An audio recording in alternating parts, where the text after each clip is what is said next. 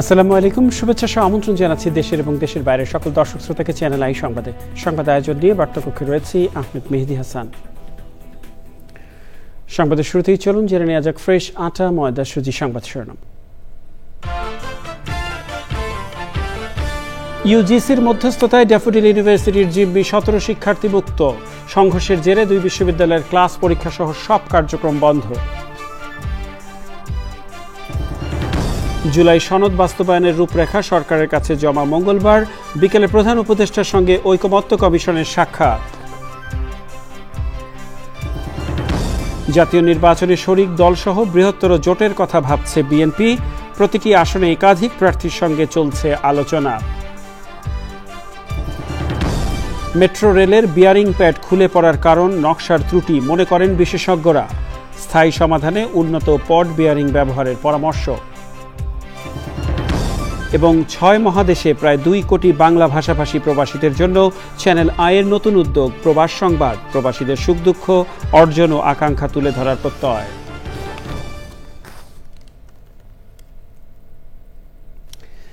এছাড়াও নিটল টাটা বিশেষ সংবাদে যা থাকছে।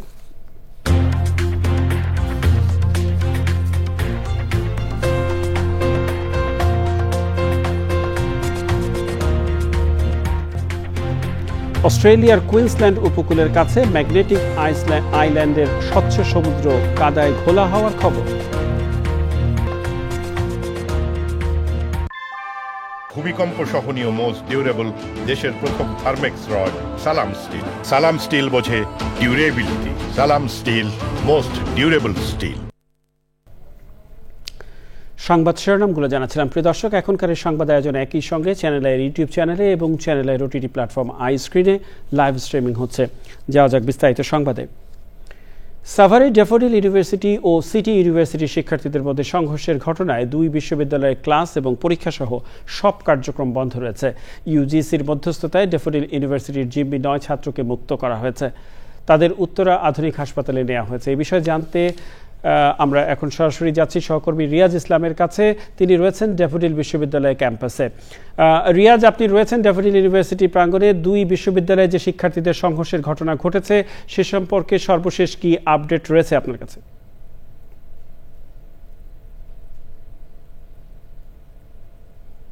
ইন্টারন্যাশনাল ইউনিভার্সিটি ও সিটি ইউনিভার্সিটির শিক্ষার্থীদের মধ্যে গতকাল রাতে যে তুচ্ছ ঘটনা কেন্দ্র করে যে সংঘর্ষ ধাওয়া পাল্টা ধাওয়া ঘটেছে এবং সেখানে কিন্তু 20টির বেশি বাস, প্রাইভেট কার ভাঙচুর, আগুন দেওয়া হয়েছে। এই ঘটনায় কিন্তু বর্তমানে ক্যাম্পাস গুলোতে আসলে থমথমে অবস্থা বিরাজ করছে। শিক্ষার্থীরা ক্যাম্পাসে অবস্থান করছে, যদিও বিকালে যে পরিমাণ শিক্ষার্থী ছিল এখন কিন্তু সেই পরিমাণ শিক্ষার্থী নেই, অনেকটাই কমে এসেছে।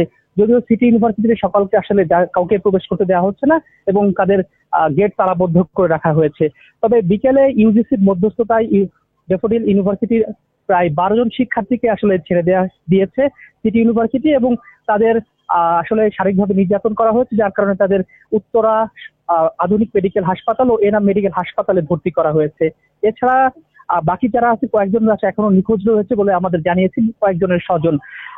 বর্তমানে আসলে ক্লাস পরীক্ষা সহ সকল ধরনের কার্যক্রম বন্ধ রয়েছে এবং ক্যাম্পাসে বাড়তি নিরাপত্তার জন্য অধিক সংখ্যক পুলিশ, র্যাব সহ অন্যান্য বাহিনী তারা মোতায়েন রয়েছে এবং টহল দিচ্ছে।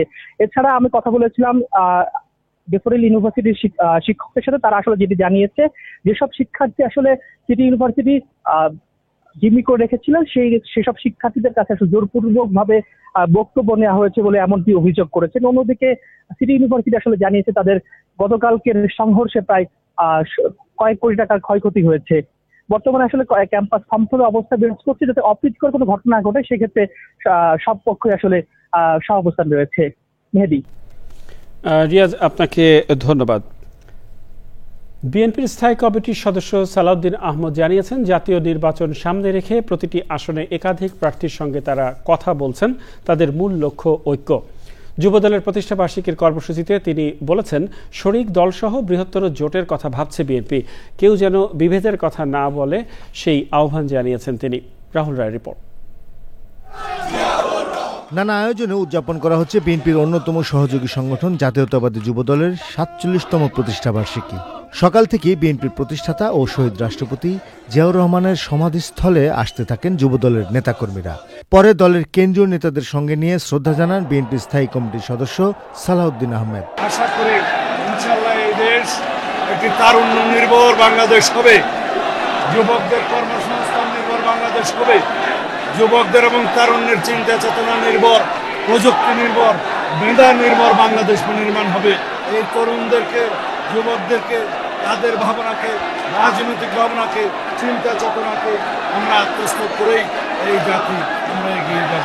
তিনি জানান, জাতীয় নির্বাচন সামনে রেখে নিয়মিতভাবে দলীয় প্রার্থীদের সঙ্গে কথা বলছে বিএনপির হাইকমান্ড। আমরা সমগ্র বাংলাদেশে আসন ভিত্তিক সকল যোগ্য প্রার্থীদের, একাধিক যোগ্য প্রার্থীদের সাথে আমরা কথা বলেছি। এটা তারই প্রক্রিয়ার একটি অংশ। আমরা একই মেসেজ দিতে চাই, যাতে আমাদের দলের ভিতরে ঐক্য থাকে, জাতির মধ্যে ঐক্য থাকে, যাদের সাথে আমরা যুগপৎ আন্দোলন করেছি এবং অন্যান্য একটা বৃহৎ জোটের জন্য আমরা চিন্তা করছি, সবাইকে নিয়ে ঐক্যবদ্ধভাবে যাতে আমরা আগামীতে এই নির্বাচনী বৈতরণে পার হতে পারি। তবে জাতির মধ্যে ঐক্যটাই হচ্ছে আমাদের সবচেয়ে বড় শক্তি। সেই ঐক্য বজায় রাখার জন্য কেউ যাতে বিভেদের পথে না যায়, সেই মেসেজটা আমরা দিচ্ছি। ঐক্যবদ্ধভাবে সুন্দর বাংলাদেশ গড়ে তোলার আহ্বান জানিয়েছেন বিএনপির এই নেতা। রাহুল রায়, চ্যানেল আই, ঢাকা।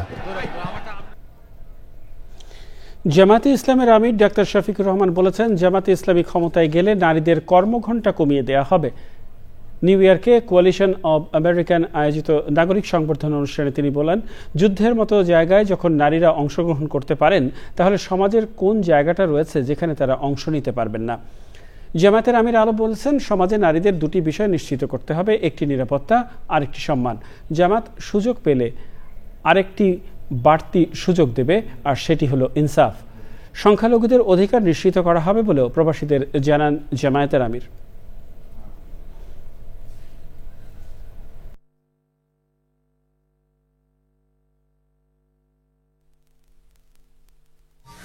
যদি আমরা ক্ষমতায় যাই, মহিলাদেরকে তালা দিয়ে ঘরের ভিতরে রেখে দেব। অত তালা কেনার পয়সা কোথায় আমাদের? আমরা কথা দিচ্ছি, রাসূল মাকবুল সাল্লাল্লাহু আলাইহি সাল্লাম মহিলাদেরকে যুদ্ধের ময়দানে যুদ্ধ করার জন্য নিয়ে গেছে। আমি তো একটু আগে একজনের কথা বলেছি, আল্লাহ রসুল কোন যুদ্ধে এমন যাননি যেখানে তার একজন বিবি কমপক্ষে তার সঙ্গী হননি। যুদ্ধের মতো ঝুঁকিপূর্ণ জায়গায় যদি আমাদের মা বোনেরা অংশগ্রহণ করতে পারেন, তাহলে সমাজের কোন জায়গাটা আছে যেখানে তারা অংশগ্রহণ করতে পারবেন না? জুলাই সনদ বাস্তবায়নের রূপরেখার সুপারিশ মঙ্গলবার দুপুর 12টায় প্রধান উপদেষ্টার কাছে জমা দেবে জাতীয় ঐকমত্য কমিশন। সন্ধ্যায় এই তথ্য নিশ্চিত করেছে কমিশন। পরে 2টায় রাজধানীর বেইলি রোডে ফরেন সার্ভিসেস একাডেমিতে সংবাদ সম্মেলন করবে জাতীয় ঐকমত্য কমিশন। সোমবার বিকেল 4টায় প্রধান উপদেষ্টার সাথে সাক্ষাৎ করেন জাতীয় ঐকমত্য কমিশনের সহসভাপতি ডক্টর আলী রিয়াজ সহ তার কমিশনের সদস্যরা। 17 অক্টোবর জাতীয় সংসদ ভবনের দক্ষিণ প্লাজায় আনুষ্ঠানিকভাবে জুলাই সনদে সই করে উপস্থিত 24টি রাজনৈতিক দল। তবে সিপিবি সহ 4টি বাম দল জুলাই সনদ সই করেনি। এনসিপিও জুলাই সনদে সই করেনি।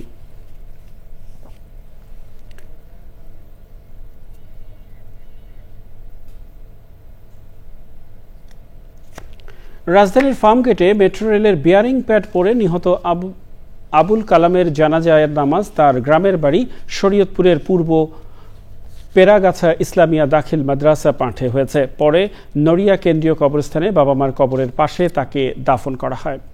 অনাকাঙ্ক্ষিত এমন দুর্ঘটনার জন্য অব্যবস্থাপনা এবং দুর্নীতিকে দায়ী করেছেন স্বজনরা। যথাযথ ক্ষতিপূরণ ও সুষ্ঠু তদন্ত করে দায়ীদের আইনের আওতায় আনার দাবি জানিয়েছেন তারা। শরীয়তপুর প্রতিনিধি SM মুজিবুর রহমানের রিপোর্ট।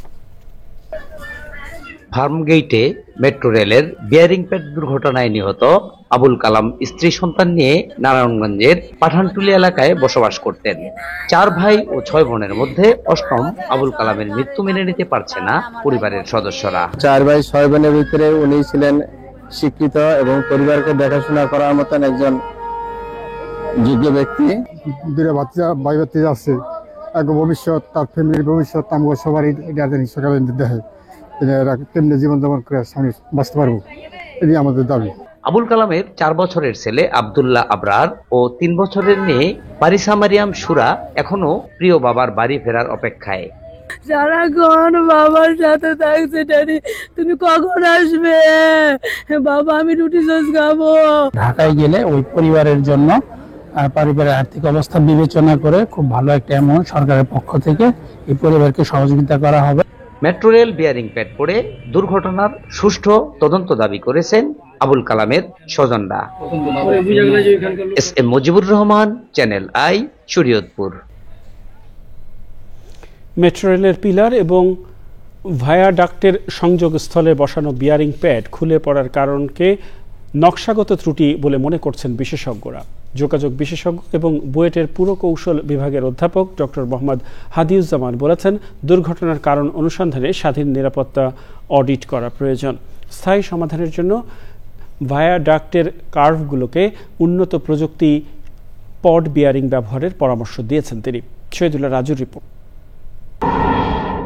বিশ্বে মেট্রো রেলের ইতিহাসে বিয়ারিং প্যাড খুলে পড়ার দ্বিতীয় নজির বাংলাদেশে। এর আগে 1986 সালে ভিয়েতনামে মেট্রো রেলের বিয়ারিং প্যাড খুলে পড়েছিল। তবে 2024 সালের 18 সেপ্টেম্বরের পর এক বছরের মাথায় বাংলাদেশে দ্বিতীয়বার বিয়ারিং প্যাড খুলে পড়ে প্রাণহানির ঘটনা ঘটেছে, যা বিরল। বিশেষ ধরনের রাবার বা ইলাস্টোমেরিক পদার্থ দিয়ে তৈরি বিয়ারিং প্যাড বড় সেতু, উড়াল সড়ক বা মেট্রো রেলের মতো স্থাপনার স্থিতিশীলতার জন্য ব্যবহার করা হয়। যখন ঘটনা বারবার ঘটতে থাকে এবং সমস্যাটা একেবারেই সিমিলার, বুঝতে হবে যে এটা নকশাগত ত্রুটি আছে। এটা একেবারে সোজা কোনো করিডোর না, বেশ কিছু জায়গায় এসকার্প বসে আছে। এই ত্রুটিটা আসলে অ্যাড্রেস করা জরুরি এবং এটা খুব যে কঠিন হবে তা না, কারণ আমাদের সামনে টেকনোলজি আছে। ইচ্ছা করলেই আপনি জ্যাকিং করে ভায়াডাক্টটা কিছুটা উপরে তুলে রাবার প্যাডের চারপাশে গ্রুভিং করে নাট বোল্ট দিয়ে যদি এটাকে ধরে রাখা হয় তাহলে কিন্তু এটা সরবে না।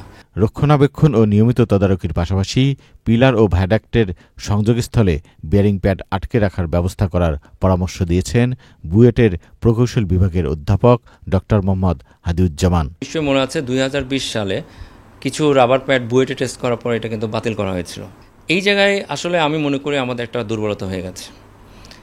আমাদের ট্রেডিশনাল যে রেলগুলি আছে সেখানেও আসলে এই ধরনের ইলাস্টোমেরিক বিয়ারিং প্যাড ব্যবহার করা হয় না। এখন যেটা ব্যবহার করা হয় পড বিয়ারিং। তো পড বিয়ারিং আমরা রেলে ব্যবহার করছি, সেখানে মেট্রো রেলে যারা নকশা করেছে তারা পড বিয়ারিং না দিয়ে কেন রাবার প্যাড দিল, এই প্রশ্নটাও কিন্তু সামনে চলে আসবে। বিয়ারিং প্যাড পুরনো প্রযুক্তি উল্লেখ করে দেশের ভবিষ্যৎ মেট্রোগুলোতে অধিক চাপ সহনশীল উন্নত প্রযুক্তির পড বিয়ারিং ব্যবহারের পরামর্শ দিয়েছেন তিনি। Shahidullah Raju, channel I, Dhaka. বাংলাদেশ থেকে 1 লাখ দক্ষ কর্মী নিয়োগের অগ্রগতি জানাতে জাপানের national business support combined cooperatives NBCCর প্রতিনিধি দল প্রধান উপদেষ্টা প্রফেসর মোহাম্মদ ইউনূসের সঙ্গে সাক্ষাৎ করেছেন। রাষ্ট্রীয় অতিথি ভবন যমুনায় 23 সদস্যের প্রতিনিধি দল প্রধান উপদেষ্টার সঙ্গে সাক্ষাৎ করেন। প্রতিনিধি দলের সদস্যরা জানান, স্বাক্ষরিত সমঝোতা স্মারকের আওতায় প্রথম ধাপে আগামী বছর 2000 দক্ষ কর্মী নিয়োগের বিষয়টি প্রক্রিয়াধীন। পরবর্তীতে 2027 সালে 6000 ও 2028 সালে 18,000 কর্মী নিয়োগ করা হবে। প্রধান উপদেষ্টা বলেন, প্রাথমিকভাবে কিছুটা কঠিন মনে হলেও বাংলাদেশের মেয়েদের একবার শিখিয়ে দিলে তারা নিজেরাই অন্যদের শেখাতে পারবে। প্রবাসী কল্যাণ ও কর্মসংস্থান উপদেষ্টা ডক্টর আসিফ নজরুল এবং প্রধান উপদেষ্টার SDG বিষয়ক মুখ্য সমন্বয়ক লামিয়া মোর্শেদ বৈঠকে উপস্থিত ছিলেন। তফসিলে না থাকায় এনসিপিকে শাপলা প্রতীক দেবে না নির্বাচন কমিশন। ইসি সচিব আক্তার আহমেদ বলেছেন, কমিশন নিজের বিবেচনায় অন্য প্রতীক দিয়ে গণবিজ্ঞপ্তি জারি করবে। তিনি আরও জানিয়েছেন, আগামী সংসদ নির্বাচনে চূড়ান্ত ভোট কেন্দ্রের সংখ্যা 42,761টি। নাজিব বেগের রিপোর্ট। ত্রয়োদশ জাতীয় সংসদ নির্বাচনের প্রস্তুতি অনেকাংশে সেরেছে নির্বাচন কমিশন। এবার চূড়ান্ত করা হয়েছে ভোট কেন্দ্রের সংখ্যা। মোট ভোট কেন্দ্র 42,761টি, কক্ষের সংখ্যা 2,44,649টি, অস্থায়ী ভোট কক্ষ প্রায় 12,000। আপনাদেরকে ধন্যবাদ। সকালে নির্বাচন ভবনে রাজনৈতিক দলের প্রতীক নিয়ে কথা বলেন ইসি সচিব। রাজনৈতিক দলগুলোকে প্রাথমিকভাবে চিহ্নিত করে মনে করি যে এরা নিবন্ধন পাওয়ার যোগ্য, তাদের বিজ্ঞপ্তি দিতে হবে। সেই বিজ্ঞপ্তির সময় তাদেরকে প্রতীক চিহ্নিত করেই বিজ্ঞপ্তি দেওয়া হবে। নির্বাচন কমিশন মনে করেছে এটা রাখার দরকার নেই সেটা, এবং তফসিল সে করেনি। নির্বাচনী জোট করলেও নিজ প্রতীকে ভোট করা সংক্রান্ত আরপিও সংশোধনী নিয়ে বিএনপির যে অভিযোগ, সে বিষয়ে ইসির অবস্থান তুলে ধরেন তিনি। আরপিও সংশোধনের আগে পাশাপাশি রাজনৈতিক দলগুলোর সাথে ঐক্যমত্য কমিশনের দীর্ঘমেয়াদী আলোচনা হয়েছে। কাজেই কোনো জায়গায় সাংঘর্ষিক থাকলে সেটা নিশ্চয়ই সেভাবেই আলোচনাটায় আসতো এবং সেটাই উপস্থাপিত হতো। আমার জানা মতে এখনো পর্যন্ত কোনো সাংঘর্ষিক অবস্থা হয়নি। চলতি সপ্তাহে রাজনৈতিক দলের নিবন্ধন চূড়ান্ত করবে ইসি। ধন্যবাদ আপনাদেরকে। নাজিব বিক, চ্যানেল আই, ঢাকা। 6 মহাদেশে ছড়িয়ে থাকা প্রায় 2 কোটি বাংলা ভাষাভাষী প্রবাসীদের জন্য চ্যানেলের নতুন উদ্যোগ প্রবাস সংবাদ যাত্রা শুরু করেছে। প্রবাস সংবাদের আনন্দঘন আনুষ্ঠানিক উদ্বোধন অনুষ্ঠানে চ্যানেল আই কর্তৃপক্ষ জানিয়েছে, প্রবাসীদের সুখ দুঃখ, অর্জন ও আকাঙ্ক্ষা তুলে ধরবে এই নতুন সংবাদ পর্ব। জাকি আক্তারের রিপোর্ট। নিউ ইয়র্ক, যুক্তরাষ্ট্র, সাগরকন্যার দেশ পর্তুগাল থেকে। হৃদয়ে বাংলাদেশ, প্রবাসীও বাংলাদেশ, এই স্লোগানে 26শে অক্টোবর থেকে শুরু হয়েছে চ্যানেল আই এর নতুন সংবাদ পর্ব প্রবাস সংবাদ। বাংলাদেশ সময় প্রতিদিন ভোর 5টায় প্রচার হচ্ছে এই সংবাদ বুলেটিন। চ্যানেল আই, হৃদয়ে বাংলাদেশ, প্রবাসীও বাংলাদেশ। এই নতুন আয়োজন বিশ্বজুড়ে দর্শকদের চাহিদা পূরণে চ্যানেল আইকে আরও এক ধাপ এগিয়ে দেবে বলে মনে করেন সংশ্লিষ্টরা। এই লাল সবুজ বাংলাদেশ দেখে মানুষ প্রতিদিন নিজেকে আবিষ্কার করে। শ্রমজীবী, খেটে খাওয়া মানুষ, খুব ভালো থাকা মানুষ, খারাপ থাকা মানুষ, তারা চ্যানেল আইকে দেখে নিজেকে অনুভব করে, নিজের মৃত্তিকা, মন, স্বপ্ন এবং আকাঙ্ক্ষাকে অনুভব করে। এই যাত্রাটা শুভ হবে এবং চ্যানেল আই সারা বিশ্ব জুড়ে আরও সমাদৃত হবে, এই প্রত্যাশা ব্যক্ত করে আমি আমার বক্তব্য শেষ করছি। এখন এই ভার্চুয়াল দুনিয়াতে ইন্টারনেটের কারণে যখন ঢাকার সঙ্গে ওয়াশিংটন বা ঢাকার সঙ্গে প্যারিস, ঢাকার সঙ্গে লন্ডন একীভূত হয়ে আছে, সেখানে সেই ইন্টারনেটটা যদি হয়ে থাকে এটা ব্রিজ, সেই ব্রিজের সবচেয়ে শক্তিশালী পিলারটা হচ্ছে চ্যানেল আই, এবং সেই শক্তিশালী পিলার হিসাবে চ্যানেল আই এই প্রবাস সংবাদ শুরু করেছে। অনুষ্ঠানে অনলাইনে যুক্ত ছিলেন প্রবাস সংবাদের বিভিন্ন দেশের প্রতিনিধিরা। সবসময় চ্যানেল আইয়ের সাথে যুক্ত আছি, আর এত সুন্দর সুযোগ করার জন্য সবাইকে ধন্যবাদ। চ্যানেল আইয়ের সংবাদ যেমন মানুষের আস্থার প্রতীক, তেমনি প্রবাস সংবাদ হবে প্রবাসীদের নির্ভরতার ঠিকানা। অনেক ভালো ভালো বিষয় আসবে যেগুলো আমরা জানবো, আগে জানতাম না। আমাদের প্রবাসী যে সমস্ত ইয়েগুলো আছে, অ্যাম্বাসি আছে, তাদের সাথে স্থানীয় পর্যায়ের মানুষের, বাঙালিদের সেবা, সুযোগ সুবিধাগুলো, এগুলো ক্রমান্বয়ের মাধ্যমে উঠে আসবে। মানুষের সাথে পৃথিবীর বিভিন্ন জায়গায় ছড়িয়ে ছিটিয়ে থাকা বাঙালিদের একটা সেতু বন্ধন তৈরি করবে। আমাদের ইন হাউস, আমাদের যে পরিবারটা, তার সাথে কিন্তু এখন যোগ হবে আরেকটি পরিবার বাইরে, এবং যেটা খুব ক্লোজ একটি সম্পর্কে পরিণত হবে আশা করি আমি। সবকিছু মিলিয়ে এটা ভালো উদ্যোগ, সুতরাং এই ভালো উদ্যোগকে স্বাগত জানাই এবং আমরা সবাই মিলে এই জিনিসটাকে এগিয়ে নিয়ে যাবো ভালো করে, সেটাই হচ্ছে আজকের এই আশা। পৃথিবীর 6টা মহাদেশে আমাদের যত বাংলাদেশি ভাই বোনেরা আছেন তারা আমাদের সাথে সংযুক্ত থাকবেন। তারা তাদের প্রতিদিনের বিভিন্ন অনুষ্ঠান, সাকসেস এবং তাদের ভালো লাগা মন্দ লাগার ঘটনাগুলো আমরা তুলে ধরবো, যাতে তারা আমাদের সাথে সংযুক্ত থাকতে পারেন, তারা দেশকে যেন মিস না করে। নতুন উদ্যোগের সাফল্য কামনা করছেন চ্যানেল আই পরিবারের সদস্যরা। Zakia Akter, channel I. এ পর্যায়ে ভোটের হাওয়া।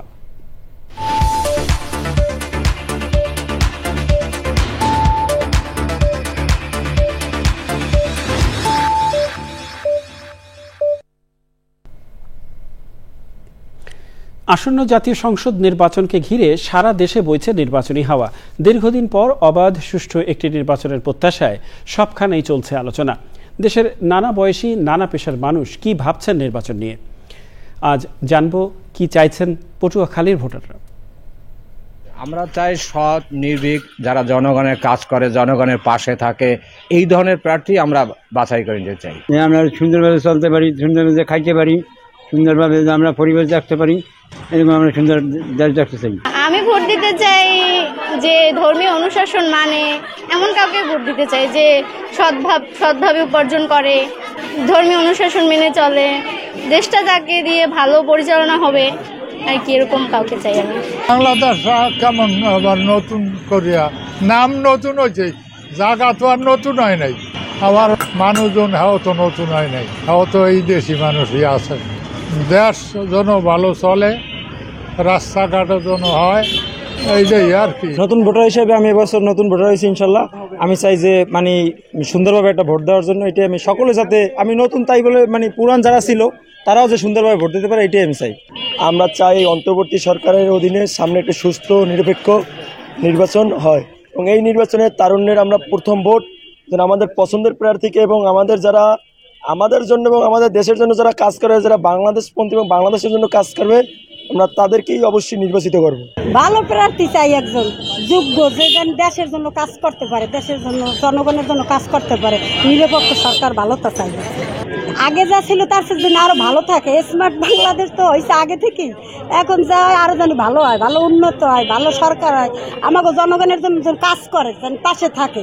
যে প্রার্থী দেশের খেদমত করবে, দেশের উন্নয়ন করবে, ভালো মন্দ দেখবে, গরিবের সেবা করবে, তাদেরই আমরা ভোট দিব। যে দেশের জন্য কাজ করবে, যে উন্নয়ন করবে, যারা খাইবে পেট ভরিয়া, সেরকম প্রার্থী আমরা চাই না। চাই সুষ্ঠু, সুন্দর, ভালো পরিবেশ এবং ভালো ন্যায় নীতি যে ব্যক্তি করবে, এরকম পরিবেশ যে করতে পারবে তারই আমরা চাই। যোগ্যতা প্রার্থী দেখতে চাই আর কি। কাকে ভোট দিব এখন আমাদের কোনো নিশ্চয়তা নেই। যে ভালো হইবে তাকে আমরা সিদ্ধান্ত করে ভোট দেব। প্রিয় দর্শক, সময় হলো কিছুক্ষণের বিরতি নেবার, আর বিরতির পরে আরো যা থাক আমন্ত্রণ আরও একবার চ্যানেল আই সংবাদে। ঢাকা বিশ্ববিদ্যালয় ছাত্রদল নেতা শাহরিয়ার আলম সাম্য হত্যায় 8 জনকে অভিযুক্ত করে চার্জশিট তৈরি করেছে গোয়েন্দা পুলিশ। গোয়েন্দারা জানিয়েছেন, মাদক ব্যবসায়ী কবুতর রাব্বি সহ 8 জনের বিরুদ্ধে 2-1 দিনের মধ্যেই আদালতে চার্জশিট দেবে ডিবি। আলামত হিসেবে সংযুক্ত করা হচ্ছে ড্রেজার গান ও সুইট গিয়ার সহ হত্যায় ব্যবহৃত অন্যান্য অস্ত্র। এনামুল কবির রূপমের রিপোর্ট। 13ই মে রাতে সোহরাওয়ার্দী উদ্যানে দুর্বৃত্তদের ছুরিকাঘাতে নিহত হন ঢাকা বিশ্ববিদ্যালয়ে শিক্ষা ও গবেষণা ইনস্টিটিউটের ছাত্র, জাতীয়তাবাদী ছাত্রদল নেতা শাহরিয়ার আলম সাম্য। ওই ঘটনায় 8 জনকে আটক করে ডিবি। তাদের মধ্যে মাদক ব্যবসায়ী কবুতর রাব্বি ও রিপন হত্যাকাণ্ডে নিজেদের জড়িয়ে আদালতে স্বীকারোক্তি দেয়। ঘটনায় সরাসরি জড়িত থাকার অভিযোগে গ্রেপ্তার করা হয়েছে নাহিদ হাসান পাভেল, সোহাগ ইসলাম, হৃদয় ইসলাম, মেহেদি হাসান ও রবিন সহ আরও 5 জনকে। সাম্য হত্যাকাণ্ডের তদন্ত প্রক্রিয়া প্রায় শেষ পর্যায়ে। অল্প কয়েকদিনের মধ্যে এই তদন্ত প্রতিবেদন বিজ্ঞ আদালতে দাখিল করতে সক্ষম হবে। ফোন করে সাম্যকে সোহরাওয়ার্দী উদ্যানে ডেকে নেওয়া হয়েছিল বলে মামলার বাদী শরীফুল ইসলাম জানালেও গোয়েন্দারা এর সত্যতা পাননি। পুলিশ বলছে হত্যাকাণ্ডটি পরিকল্পিত নয়। হত্যাকাণ্ডের সময় ঘটনাস্থলে থাকা বায়োজিৎ ও বাপ্পি নামে 2 জনকে খুঁজছে পুলিশ। আমরা যেটা জানতে পেরেছি যে সেগুলো আমাদের প্রতিবেদনে যথাযথভাবে প্রতিফলিত হবে বলে আমি বিশ্বাস করি। এখানে আমরা চেষ্টা করেছি যথাযথভাবে তদন্তটা হয় এবং যারা প্রকৃত দোষী তারা যেন আইনের আওতায় আসে। এর আগে সাম্য হত্যা ঘটনায় বিশ্ববিদ্যালয়ের তদন্ত কমিটি জানায়, নবীনবরণের সংঘর্ষের সঙ্গে সাম্য হত্যার সম্পৃক্ততা নেই। Enamul Kabir Rupam, channel I, Dhaka. দেখলেন এনামুল কবির রূপমের রিপোর্ট। জুলাই অভ্যুত্থান দমনে রাজধানীর রামপুরায় কার্নিশে ঝুলে থাকা আমির হোসেনকে গুলি এবং 2 জনকে হত্যা মামলায় ডিএমপি সাবেক কমিশনার হাবিবুর রহমান সহ 5 জনের বিরুদ্ধে জবানবন্দি দিয়েছেন সাক্ষীরা। ট্রাইব্যুনাল 1-এ মানবতা বিরোধী অপরাধের এই মামলায় জবানবন্দি গ্রহণ চলছে। ট্রাইব্যুনালে দ্বিতীয় সাক্ষী হিসেবে জবানবন্দি দেন গুলিবিদ্ধ 6 বছরের শিশু বাসিদ খান মুসার বাবা মুস্তাফিজুর রহমান। তারা জানান, গত বছরের 19শে জুলাই পুলিশের গুলিতে দাদি মায়া ইসলাম নিহত হন, আর তার ছেলে মুসা এখনও চিকিৎসা চলছে হাসপাতালে, যাকে সোমবার হুইল চেয়ারে ট্রাইব্যুনালে আনা হয়। এর আগে গত 18ই সেপ্টেম্বর হাবিবুর রহমান সহ 5 জনের বিরুদ্ধে আনুষ্ঠানিক অভিযোগ গঠন করে বিচার শুরুর আদেশ দেন ট্রাইব্যুনাল। মায়া ইসলাম এই 2 জনের শরীরে গুলিবিদ্ধ হওয়ার ঘটনা বর্ণনা করেছে। রামপুরাতে 19 জুলাই এই ঘটনা ঘটে এবং সেখান থেকে কিভাবে ঢাকা মেডিকেল কলেজে নিলেন, ঢাকা মেডিকেল কলেজে ওনার সার্জারি হলো, অপারেশন হলো, সেখান থেকে সিএমএইচে আনা হলো, সিএমএইচ থেকে সিঙ্গাপুরে নেওয়া হলো, সিঙ্গাপুর থেকে আবার সিএমএইচে আনা হলো। এর মধ্যেই তার মা মৃত্যুবরণ করলেন। মাকে দাফন করা হলো গ্রামে মির্জাপুরে গিয়ে, সেখানে তিনি যেতে পারলেন না, কারণ একদিকে তার মা একটা হাসপাতালে ভর্তি, অন্যদিকে তার সন্তান আইসিইউতে ভর্তি। এরকম সিচুয়েশনে কি হয় একটা সন্তান বা একজন বাবার, সেই বর্ণনা উনি আদালতে দিয়েছেন। নিরাপদ ও পরিবেশ বান্ধব কর্মক্ষেত্র, লৈঙ্গিক সমতা, সামাজিক নিরাপত্তা, দক্ষতা উন্নয়ন, গবেষণা এবং সার্বিক অংশগ্রহণের ন্যায্য রূপান্তর ত্বরান্বিত হবে বলে মত বিশেষজ্ঞদের। রাজধানীর একটি রেস্তোরাঁয় আয়োজিত কর্মশালায় যোগ দিয়ে বক্তারা জলবায়ু পরিবর্তনের অভিঘাত মোকাবেলায় সবশেষ NDC 3.0 বাস্তবায়নের তাগিদ দেন। বাড়তে থাকা বৈশ্বিক তাপমাত্রা এবং দুর্যোগে সৃষ্ট সংকট নিরসনে পরিবেশ বান্ধব প্রযুক্তি এবং জীবনাচার নিশ্চিতের বিকল্প নেই বলেও মত তাদের। বাংলাদেশের মতো ঝুঁকিতে থাকা রাষ্ট্রগুলো নিরাপদ ভবিষ্যৎ নিশ্চিতে আন্তর্জাতিক সদিচ্ছা, উদ্যোগ এবং যথাযথ অর্থায়নে বাধ্যবাধকতাও উঠে আসে আয়োজনে।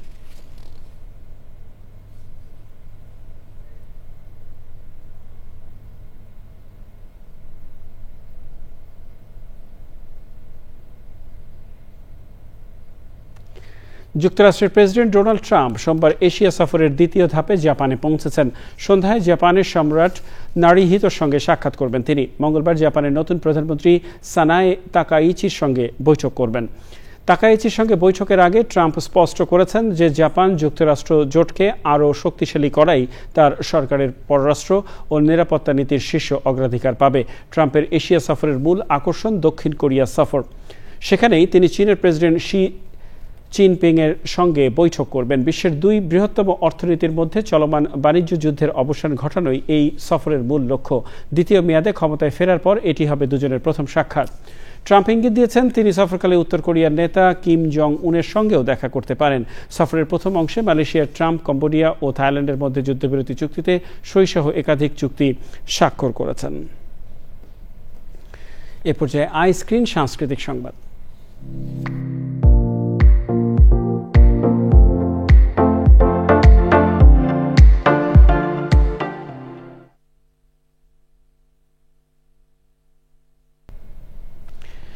বিশিষ্ট কবি ও সাহিত্যিক আলতাফ হোসেনের ৭৬তম জন্মবার্ষিকী আজ। জন্মদিন উপলক্ষে ঢাকায় বাতিঘরে নিভৃতচারী এই কবির জন্মদিন উদযাপন করেছে সাহিত্য.com।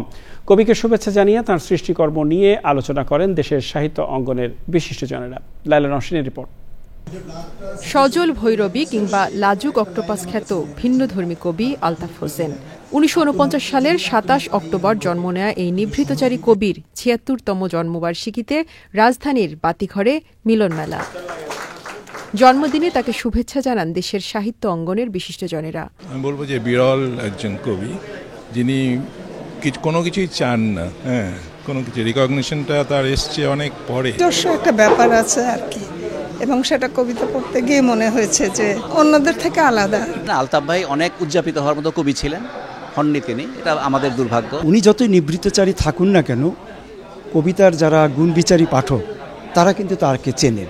উনি শুধু কবিতাতেই বসবাস করলেন সারা জীবন, এবং উনি একটা বিশেষ ভঙ্গিতে লিখলেন।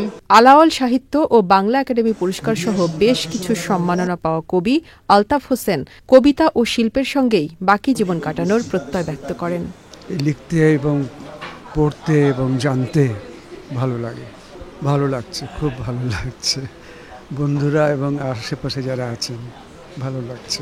অনুষ্ঠানে কবির রচিত কবিতা পাঠ করেন অতিথিরা। তার গলা থেকে তার হৃদয়ে নামছে, সে কেঁপে চলেছে যেন তার চোখ আরো চক্ষুষ্মান হয়।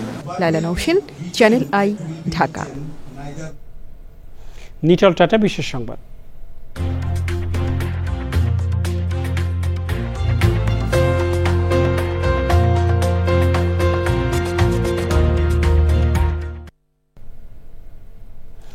অস্ট্রেলিয়ার কুইন্সল্যান্ড উপকূলের কাছে ম্যাগনেটিক আইল্যান্ডের স্বচ্ছ সমুদ্র এখন কাদায় ঘোলা।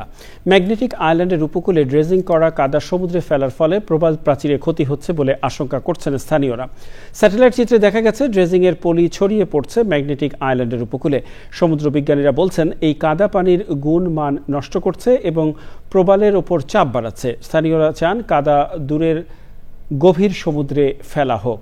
বন্দর কর্তৃপক্ষ জানিয়েছে তারা নতুন ১০ বছরের পরিকল্পনায় বিষয়টি পর্যালোচনা করবে, তবে স্থানীয়দের আশঙ্কা এতে তাদের দ্বীপের সৌন্দর্য রক্ষা পাবে না।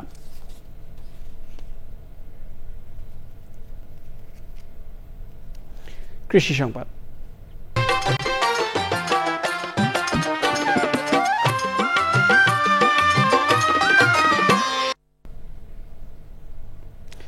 নোয়াখালীর হাতিয়ায় লেবু চাষ বাড়ছে, উৎপাদন খরচ কম এবং লাভ বেশি হওয়ায় স্থানীয় কৃষি সবজি চাষের পাশাপাশি লেবু চাষে ঝুঁকছেন। এতে উপজেলায় কৃষির নতুন সম্ভাবনা দেখা দিয়েছে।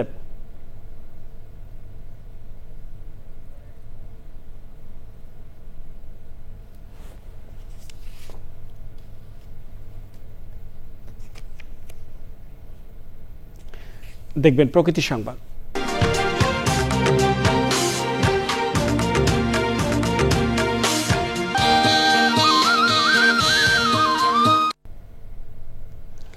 ছোট ফেনী নদীর তীব্র ভাঙনে কোম্পানিগঞ্জ, দাগনভূঞা ও সোনাগাজী উপজেলার ভূপ্রকৃতি বদলে যাচ্ছে। বিলীন হচ্ছে ঘরবাড়ি, রাস্তাঘাট, স্কুল ও মসজিদ। হুমকিতে ৪১,০০০ হেক্টর ফসলি জমি। স্থানীয়দের অভিযোগ, পানি উন্নয়ন বোর্ডের কার্যকর উদ্যোগের অভাবে সংকটে দিন দিন আরও ভয়াবহ রূপ নিচ্ছে।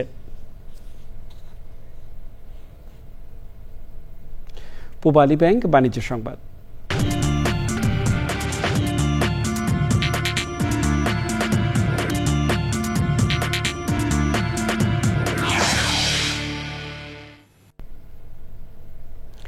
ঢাকা স্টক এক্সচেঞ্জে সপ্তাহের দ্বিতীয় কার্যদিবসে লেনদেনে নিম্নমুখী প্রবণতা দেখা গেছে। আগের কার্যদিবসের চেয়ে ডিএসইএক্স সূচক ৪০ পয়েন্ট কমে ৫,০৮৬ পয়েন্টে দাঁড়িয়েছে। কমেছে বেশিরভাগ কোম্পানির শেয়ারের দাম। হাত বদল হয়েছে ৩৯৬টি কোম্পানির ৩৯৪ কোটি ১৮ লাখ টাকার শেয়ার ও মিউচুয়াল ফান্ড, যা আগের কার্যদিবসের চেয়ে ৬৭ কোটি ৩৭ লাখ টাকা কম। এর মধ্যে দাম বেড়েছে ৮১টির, কমেছে ২৬০টির এবং অপরিবর্তিত রয়েছে ৫৫টি কোম্পানির শেয়ারের দাম।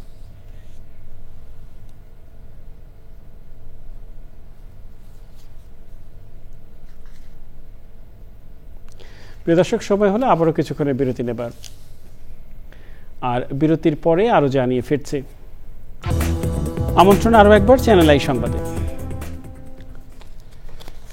তারুণ্যের উৎসব ২০২৫ ও বাংলাদেশ এক্সটেনশন এডুকেশন সার্ভিসেস বীজের গ্রাহক সেবা পক্ষ উদযাপন উপলক্ষে গাইবান্ধার পলাশবাড়িতে গাছের চারা বিতরণ করা হয়েছে।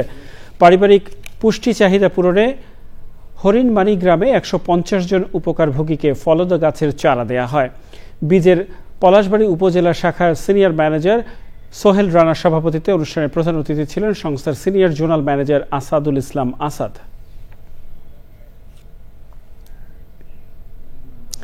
জানাবো খেলার খবর। জেনে নেওয়া যাক যা ছিল এখনকার ফ্রেশ আটা ময়দা সুজি সংবাদ শিরোনামে।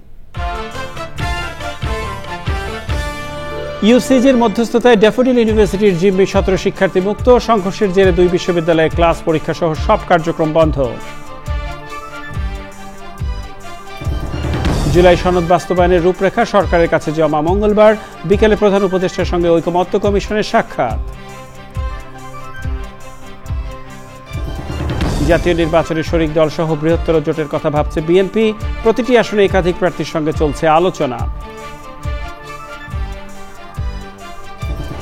মেট্রো রেলের বিয়ারিং প্যাড খুলে পড়ার কারণ নকশার ত্রুটি মনে করেন বিশেষজ্ঞরা। স্থায়ী সমাধানে উন্নত পড বিয়ারিং ব্যবহারের পরামর্শ। এবং প্রবাসীদের জন্য চ্যানেল আইয়ের নতুন উদ্যোগ প্রবাস সংবাদ, সমস্যা, সম্ভাবনা ও অর্জন আকাঙ্ক্ষা তুলে ধরার প্রত্যয়।